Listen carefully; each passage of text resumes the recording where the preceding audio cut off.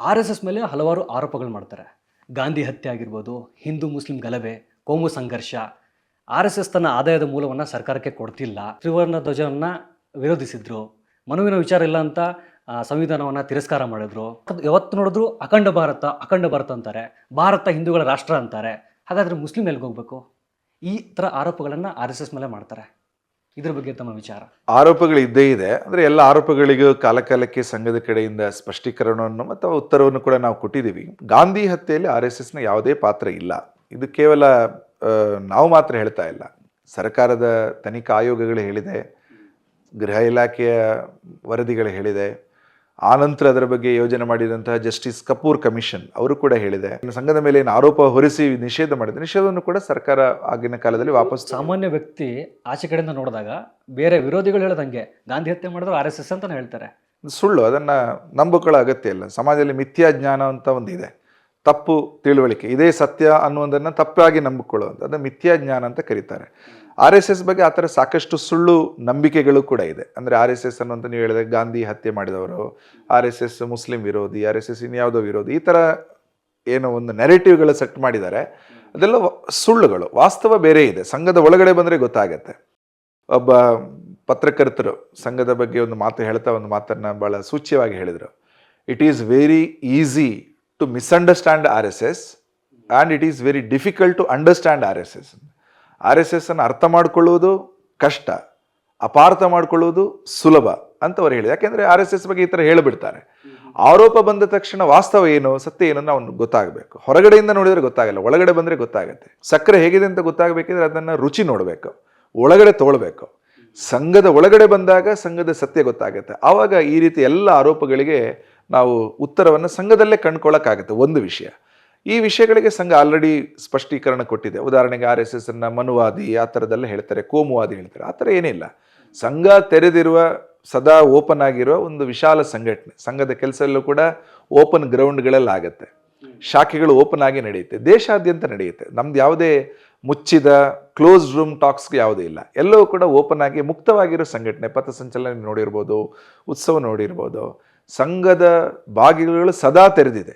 ಸಾರ್ವಜನಿಕರು ಯಾರು ಯಾವ ಬೇಕಿದ್ರೂ ಸಂಘದ ಸ್ವಯಂ ಸೇವಕರಾಗಿ, ಕಾರ್ಯಕರ್ತರಾಗಿ ಒಳಗಡೆ ಬರ್ತಾ ಇದ್ದಾರೆ, ಇನ್ನಷ್ಟು ಬರ್ತಾನೆ ಇರ್ತಾರೆ. ಸಂಘ ಆ ರೀತಿಯ ಒಂದು ಕ್ಲೋಸ್ ಸಂಘಟನೆ ಅಲ್ಲ. ಭಾರತ ಹಿಂದೂ ರಾಷ್ಟ್ರ ಅನ್ನುವಂಥದ್ದು ಸಂಘದ ಶಾಶ್ವತ ನಂಬಿಕೆ. ಸಂಘ 3 ವಿಷಯಗಳನ್ನು ಸದಾ ಮಾತಾಡುತ್ತೆ. ಅದು ಸಂಘದ ವೈಚಾರಿಕ ಅಧಿಷ್ಠಾನ ಅಂತ ಕರಿತೀವಿ. ಈ ನೆಲ ಮಾತೃಭೂಮಿ, ಅದು ಸಂಘದ ಮೊದಲ ವೈಚಾರಿಕ ನಂಬಿಕೆ ಅಧಿಷ್ಠಾನದ ಒಂದು ಪಾರ್ಟ್. ಇದು ಮಾತೃಭೂಮಿ. 2ನೇದು ಹಿಂದುತ್ವ, 3ನೇದು ಹಿಂದೂ ರಾಷ್ಟ್ರ. ಸಂಘದ ಪ್ರಾರ್ಥನೆಯ ಮೊದಲ ಸಾಲಲ್ಲೇ ನಾವು ಹೇಳುವಾಗ ನಮಸ್ತೆ ಸದಾ ವತ್ಸಲೆ ಮಾತೃಭೂಮೆ ಈ ಶಬ್ದವನ್ನು ಹೇಳ್ತೀವಿ.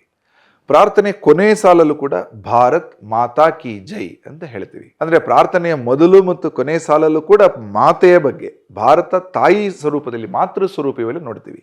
ಇದು ಈ ನೆಲದ ಸನಾತನ ಸಂಸ್ಕೃತಿಯ, ಹಿಂದೂ ಸಂಸ್ಕೃತಿಯ ಒಂದು ಮೂಲ ಪರಂಪರೆಗಳಲ್ಲಿ ಒಂದು. ಅಥರ್ವಣ ವೇದದ ಭೂಮಿ ಸೂಕ್ತದಲ್ಲೇ ಮಾತಾ ಭೂಮಿ ಪುತ್ರೋಹಂ ಪೃಥಿವ್ಯಾಹ ಅಂತ ಹೇಳಿದೆ. ಈ ನೆಲವೇ ತಾಯಿ, ನಾವೆಲ್ಲರೂ ಇದರ ಮಕ್ಕಳು.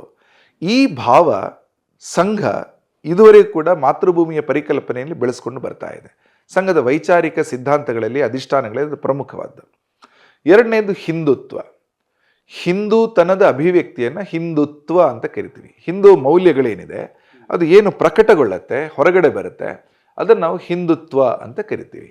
ಆ ರೀತಿಯ ಅನೇಕ ಅಂಶಗಳು ಈ ನೆಲದಲ್ಲಿದೆ. ಹಿಂದೂ ಚಿಂತನೆಗಳು, ಉದಾಹರಣೆಗೆ ಸರ್ವೇ ಭವಂತು ಸುಖಿನಃ, ಎಲ್ಲರೂ ಸುಖಿಗಳಾಗಲಿ ಅನ್ನುವ ಯೋಚನೆ. ವಸುಧೈವ ಕುಟುಂಬಕಂ, ಜಗತ್ತೇ ಒಂದು ಕುಟುಂಬ ಅನ್ನುವ ಯೋಚನೆ. ಕೃಣ್ವಂತೋ ವಿಶ್ವಮಾರ್ಯಂ, ಜಗತ್ತಿನ ಎಲ್ಲರನ್ನ ಸುಸಂಸ್ಕೃತರನ್ನಾಗಿ ಮಾಡೋಣ. ಅಂದ್ರೆ ಯಾವುದೇ ಧರ್ಮದ ಭೇದ ಇಲ್ಲ ಇಲ್ಲಿ. ಇದು ಉಪಾಸನಾ ಪದ್ಧತಿ ಅಲ್ಲ. ಅಂದ್ರೆ ಹಿಂದೂ ಧರ್ಮ, ಹಿಂದೂ ರಾಷ್ಟ್ರ ಅಂತ ಹೇಳ್ತೀವಲ್ಲ, ಮುಸ್ಲಿಮ್ರು ಎಲ್ಲಿಗೆ ಹೋಗ್ಬೇಕಂತಾರಲ್ಲ. ನೀವು ಹೇಳೋದಲ್ಲ ಇದೆಯಲ್ಲ, ವಸುದೈವ ಕುಟುಂಬಕಂ ಅಂದ್ರೆ ಎಲ್ಲರೂ ಒಂದೇ ಅಂತ. ಇಲ್ಲಿ ಸಮಸ್ಯೆ ಯಾವಾಗ ಬರುತ್ತೆ ಅಂದರೆ, ಹಿಂದೂ ಅಂದರೆ ಕಲ್ಪನೆ ಏನು ಅಂತ ಪೂರ್ತಿ ಗೊತ್ತಿಲ್ಲದಿದ್ರೆ ಈ ಸಮಸ್ಯೆ ಬರುತ್ತೆ. ಹಿಂದೂ ಅನ್ನೋದು ನಾನೀಗ ಹೇಳಿದೆ ಎಲ್ಲ ಚಿಂತನೆಗಳು. ಹಿಂದೂ ಅನ್ನುವಂಥದ್ದು ಉಪಾಸನಾ ಪದ್ಧತಿ ಅಲ್ಲ, ಯಾವುದೇ ವೇ ಆಫ್ ವರ್ಷಿಪ್ ಅಲ್ಲ. ಯಾರನ್ನು ಹೇಗೆ ಪೂಜೆ ಮಾಡ್ತಾರೆ ಅನ್ನುವಂಥದ್ದು ಹಿಂದೂ ಶಬ್ದದ ವ್ಯಾಪ್ತಿಗೆ ಬರುವುದಿಲ್ಲ. ಹಿಂದೂ ಅನ್ನುವಂಥದ್ದು ಈ ನೆಲದ ಒಂದು ಅಸ್ಮಿತೆ, ಐಡೆಂಟಿಟಿ. ಸನಾತನ ಧರ್ಮ, ಮಾನವ ಧರ್ಮ ಅಥವಾ ಹಿಂದೂ ಧರ್ಮ ಅಂತ ನಾವೇನು ಕರ್ಕೊಂಡು ಬರ್ತೀವಿ, ಇದು ಅಂದರೆ ಏನು, ಹಿಂದುತ್ವ ಅಂದರೆ ಏನು, ಸಾಕಷ್ಟು ಮಂದಿ ಡಿಫೈನ್ ಮಾಡಿದ್ದಾರೆ. ಸ್ವಾತಂತ್ರ್ಯವೀರ ಸಾವರ್ಕರ್ ಅವರು ಹಿಂದುತ್ವದ ಬಗ್ಗೆ ಒಂದು ಪುಸ್ತಕವನ್ನು 1923ನೇ ಇಸವಿಯಲ್ಲಿ ಬರೆದಿದ್ದರು. ಹಿಂದೂ ಅನ್ನುವಂಥದ್ದು ಒಂದು ಜೀವನ ದೃಷ್ಟಿ.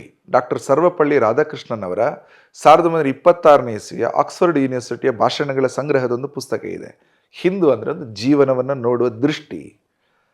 1990ರ ದಶಕದಲ್ಲಿ ಸುಪ್ರೀಂ ಕೋರ್ಟಿನ ಜಡ್ಜ್ಮೆಂಟ್ ಬಂದಾಗ ಹಿಂದುತ್ವ ಜಡ್ಜ್ಮೆಂಟಲ್ಲಿ ಹಿಂದುತ್ವ ಅಂದರೆ ಏನು? Hindutva is A way of life. ಅದು ಒಂದು ಜೀವನ ಪದ್ಧತಿ, not as A way of worship.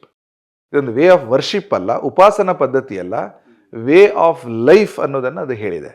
ಅಂದರೆ ಹಿಂದುತ್ವ ಅನ್ನುವಂಥದ್ದು ಒಂದು ಜೀವನ ಪದ್ಧತಿ, ಅದು ಜೀವನ ದೃಷ್ಟಿ, ಅದು ಜೀವನವನ್ನು ನೋಡುವಂಥದ್ದು. ಹಾಗಾಗಿ ಭಾರತ ಅನ್ನುವಂಥದ್ದು ಆ ರೀತಿಯ ಜೀವನ ದೃಷ್ಟಿ ಇರೋ ಒಂದು ರಾಷ್ಟ್ರ. ಇಡೀ ಭಾರತವೇ ಹಿಂದೂ ರಾಷ್ಟ್ರ. ಸಂಘ ಪ್ರಾರಂಭಕ್ಕಿಂತಲೂ ಮುಂಚೆನೆ ಈ ದೇಶವನ್ನು ವರ್ಣಿಸಿದಂಥ ಅನೇಕ ಶ್ಲೋಕಗಳು, ಪದ್ಧತಿಗಳು ವಿಶೇಷವಾಗಿ ಬಾಹುಸ್ಪೃಷ್ಟಿಯ ಶಾಸ್ತ್ರದಲ್ಲಿ ಬರುತ್ತೆ. ಹಿಮಾಲಯಂ ಸಮಾರಭ್ಯ ಯಾವುದಿಂದು ಸರೋವರಂ ತಂ ದೇವ ನಿರ್ಮಿತಂ ದೇಶಂ ಹಿಂದೂಸ್ತಾನಂ ಪ್ರಚಕ್ಷತೆ. ಹಿಮಾಲಯದಿಂದ ಕೆಳಗಡೆ ಹಿಂದೂ ಸಾಗರಕ್ಕಿಂತ ಮೇಲೆ ಇರ್ತಕ್ಕಂಥ ಭೂಭಾಗ ಏನಿದೆ, ಇದು ಹಿಂದೂ ರಾಷ್ಟ್ರ, ಇದು ಹಿಂದೂ ದೇಶ, ಇದು ಹಿಂದೂಸ್ಥಾನ. ಇದನ್ನು ಹಿಂದೂಸ್ತಾನ ಅಂತ ಕರಿತೀವಿ. ಇದೊಂದು ದೇವ ನಿರ್ಮಿತ ದೇಶ ಅಂತ ಇದೆ. ಹಾಗಾಗಿ ಹಿಂದೂ ಅನ್ನುವ ಶಬ್ದಕ್ಕೆ ಅರ್ಥ ಒಂದು ಜಿಯೋಗ್ರಾಫಿಕ್ ಕಾನೋಟೇಷನ್ ಇದೆ. ಒಂದು ಭೂಭಾಗದಲ್ಲಿರುವಂಥ ಜನರು, ಭಾರತದಲ್ಲಿರುವ ಜನರು. ಭಾರತ ಅಂದರೆ ಹಿಂದೂ ರಾಷ್ಟ್ರ. RSSನ ಪ್ರಾರ್ಥನೆಯಲ್ಲಿ ಯಾರೇ RSSಗೆ ಬರಲಿ ಅವರಿಗೆ ಭಗವಧ್ವಜ ಮುಂದೆ ನಿಲ್ಲಿಸಿ ನಾವು ಪ್ರಾರ್ಥನೆ ಹೇಳುವಾಗ ವಯಂ ಹಿಂದೂ ರಾಷ್ಟ್ರಾಂಗಭೂತ ಈ ಶಬ್ದವನ್ನು ನಾವು ಹೇಳ್ತೀವಿ. ನಾವೆಲ್ಲರೂ ಕೂಡ ಹಿಂದೂ ರಾಷ್ಟ್ರದ ಘಟಕಗಳು, ಅಂಗಭೂತಗಳು. ಅಂದರೆ ಹಿಂದೂ ರಾಷ್ಟ್ರ ಅನ್ನುವಂಥದ್ದು ಸಂಘದ ಮೂಲ ಸಿದ್ಧಾಂತ. ಭಾರತ ಹಿಂದೂ ರಾಷ್ಟ್ರ. ಭಾರತದಲ್ಲಿರುವ ಪ್ರತಿಯೊಬ್ಬರು ಹಿಂದೂಗಳೇ ಆಗಿದ್ದಾರೆ. ಇವತ್ತು ಅವರ ಉಪಾಸನಾ ಪದ್ಧತಿ ವ್ಯತ್ಯಾಸ ಆಗಿರಬಹುದು. ಮೂಲದಲ್ಲಿ ಒಂದು ಕಾಲದಲ್ಲಿ ಈ ಸನಾತನ ಪರಂಪರೆಯಿಂದಲೇ ಬಂದವರು.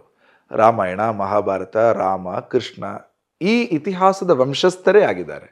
ಅನೇಕ ವರ್ಷಗಳ ಇತಿಹಾಸ ಈ ದೇಶದಲ್ಲಿ ಏನಿದೆ, ಆ ಇತಿಹಾಸ ಪ್ರಜ್ಞೆ, ಹಿಸ್ಟಾರಿಕ್ ಕಾನ್ಷಿಯಸ್ನೆಸ್ ಮತ್ತು ಪೂರ್ವಜರ ಪ್ರಜ್ಞೆ, ಆನ್ಸೆಸ್ಟ್ರಲ್ ಕಾನ್ಷಿಯಸ್ನೆಸ್ ಅಂತ ಕರಿತೀವಿ, ಅದು ಇರ್ತಕ್ಕಂಥ ಭೂಭಾಗ ನಮ್ಮದು.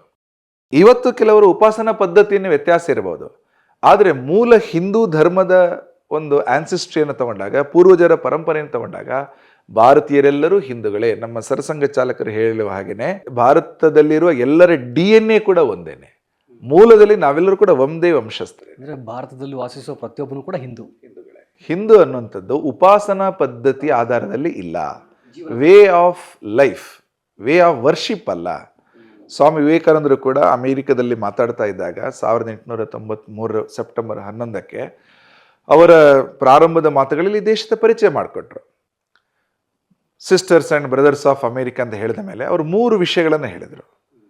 I thank you in the name of most ancient order of monks. ಪ್ರಾಚೀನ ಸಂತ ಪರಂಪರೆ ದೇಶದಿಂದ ನಾನು ಬಂದಿದ್ದೀನಿ, ನಿಮಗೆಲ್ಲರೂ ಧನ್ಯವಾದಗಳು.